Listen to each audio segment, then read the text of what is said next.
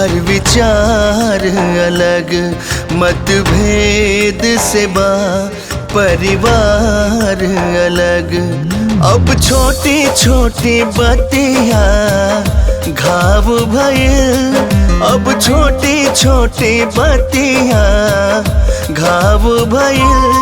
नफरत के धुआं उठल बा, एगो सवरल घरवा टूटल बा, एगो सवरल घरवा टूटल बा।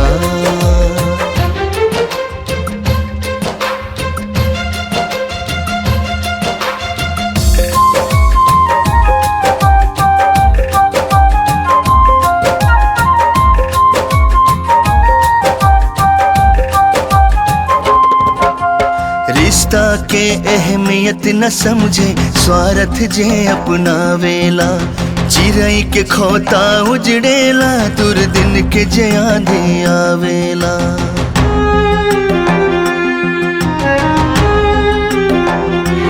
हाँ, रिश्ता के अहमियत न समझे, स्वार्थ जे अपनावेला। चिरई के खोता उजड़ेला, दुर्दिन के जे आंधी आवेला।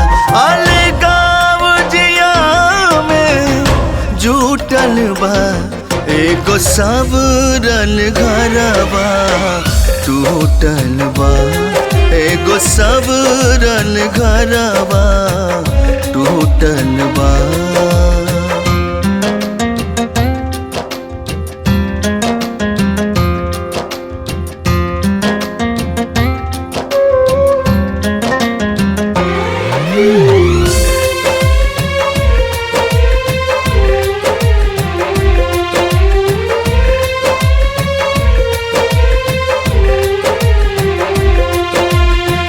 दूसरे में प्यार न रहे, अचके में दिल जे टूटेला।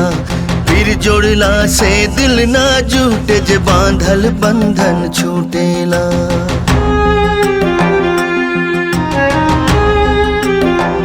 हाँ, एक दूसरे में प्यार न रहे, अचके में दिल जे टूटेला।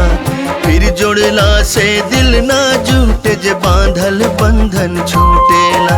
अब जगले किस्मत फूटल बा, एगो सवरल घरवा टूटल बा, एगो सवरल घरवा